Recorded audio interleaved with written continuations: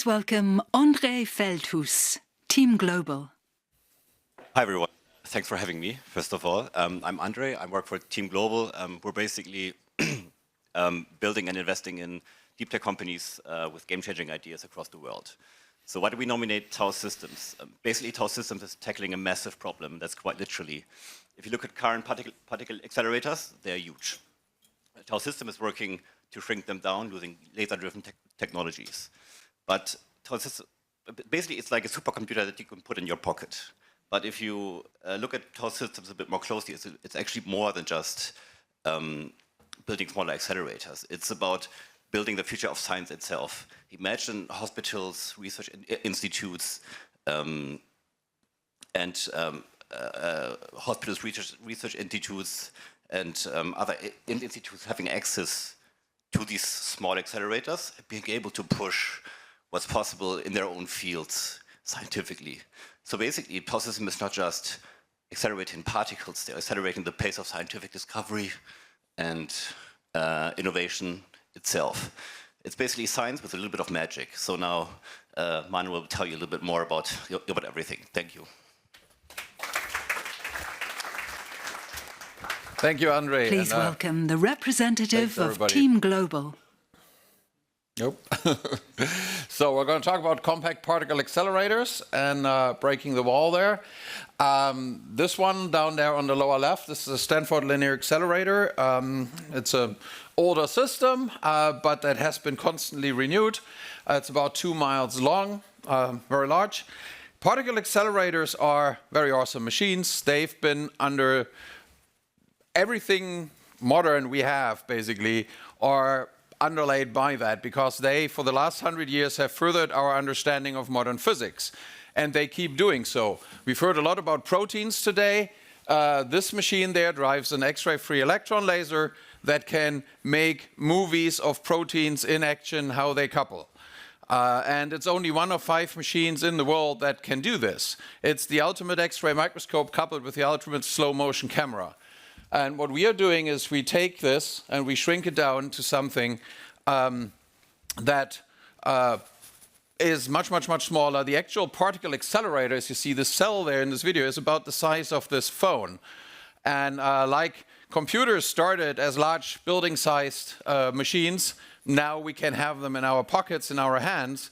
We are working on doing this with accelerators. The lasers we use to drive the accelerators are a little larger, but they're about the size of the stage. So lasers, vacuum systems, plus the accelerator part is something you can fit on the stage, and you can then have the power that these tools provide for making particle beams, making X-rays, and so basically it drives a lot of applications. André already alluded to that. Well, we can do everything. We can't do everything at once. We're focusing on semiconductors right now with radiation testing, and we just actually closed a contract, a $6 million 4-year contract with Jet Propulsion Lab to do radiation testing for electronics that go into space. Next thing is going to be 3D imaging. This is the next big frontier in chips, building up 3D chips, memory on CPU, memory on GPU, and then ultimately next scale lithography down to quantum levels. Sort of a parallel but longer time effort is medical, where we're working with MD Anderson Cancer Center on a new therapy machine, basically. Said X-rays, just as an example, to do a 3D X-ray microtomograph of a chip. Right now, you can either use a particle accelerator like the Paul Scherrer Institute, and you can do it reasonably fast, or you can use a normal X-ray tube, and it will take you 16 hours to just do one image. So you can use this for failure analysis, but not for inline metrology. Our system can do it in a second because it's 1 billion times brighter. So that's kind of the next big application we're pushing there. Our roadmap said we're starting with radiation testing right now. We have first revenue. We're going to scale this up. We're developing the metrology tool right now that ultimately going to lead us into a next generation lithography tool. We have 2 working prototypes, one in Austin, one in Berkeley, where we're cooperating with Berkeley National Lab. And we are building our first company prototype right now in Carlsbad. This is the next generation machine that's already about 100 times as powerful as the one in Austin, and only about 1/3 of the size. We're starting to operate this. Actually, we just had first light last week. And we're going to start to operate this with customers next year. And this is where we're right now raising a seed plus round to achieve that. So we started our seed round with Team Global, was 15 million. We are raising a seed plus round now, 25 million. We have about 2/3 committed. And we're closing that by the end of the year. We're pretty good hope there.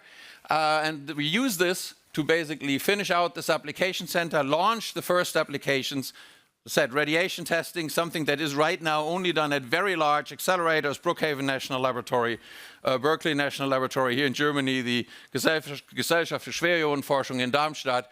And we can bring this down so it's accessible for customers. We're working with Western Digital, with Astranis Space, Axiom Space, and with the Seed Plus round, we're going to finish this out, and we're going to develop the Metrology Alpha prototype that will allow us to make next steps.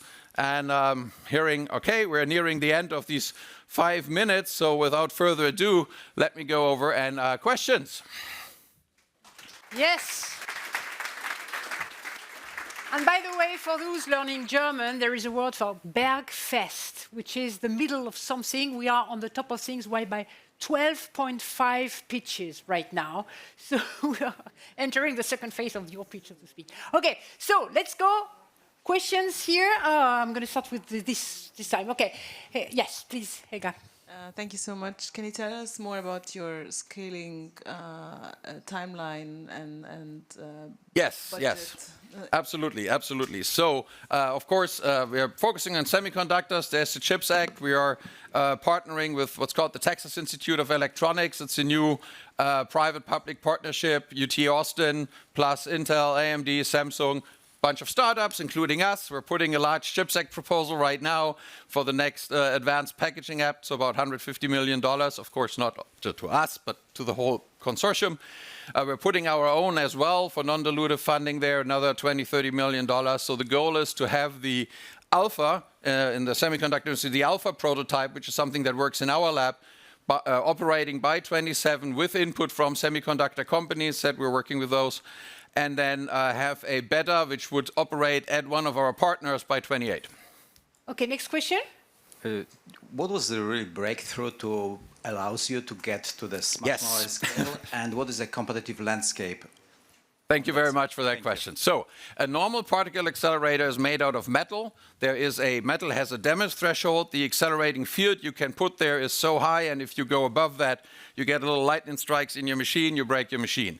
We replace metal with plasma. Plasma can't break down. It's already broken down. You can't do anything to it anymore.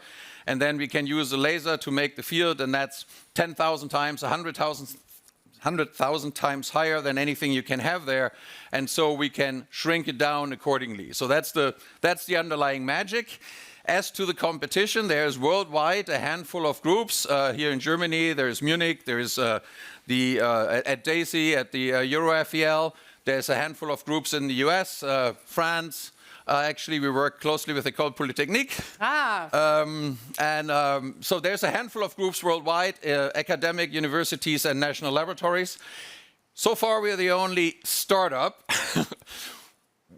I know my colleagues. We are working together with a lot of them. We are competing with others. I know them. They are very bright. They are very brilliant. And so we just need to stay out ahead and run. We have IP protection for some of the stuff we're doing. We have know-how protection. And it takes a lot of money to do it. So it's not that easy to make a startup here. And with Team Global, we were very fortunate to find a founding investor who sees the vision. Okay, next question. Iris, please. Thanks. I just had a question on resolution, actually, because you mentioned the scanning time of 1 second, but tomography can obviously be really fast. But typically, you compromise on resolution. Right. And so for that particular one, we are looking at a sub-micron, half a micron, 700 nanometer type, 0.7 micron resolution for that. Ultimately, at, say, Pauschara Institute, they've been able, not with tomography, but tychography, to go down to 4 nanometers. We can, in principle, do this. This will take a little longer, and this is sort of on the longer roadmap. Okay, we would have time for 34 seconds. Last question. Yes, here, please, in the second row. Thank you. Thank you. Short question, short answer. Yes. So all these groups suffer in their application from the fact that these energy spreads in the electron beam that you create are very large. Have you found something that other groups haven't found yet, how to correct that? Yes. Thank you very much. Okay, this is great. Thank you. Thank you. It was a yes/no question. Fair enough. Fair enough.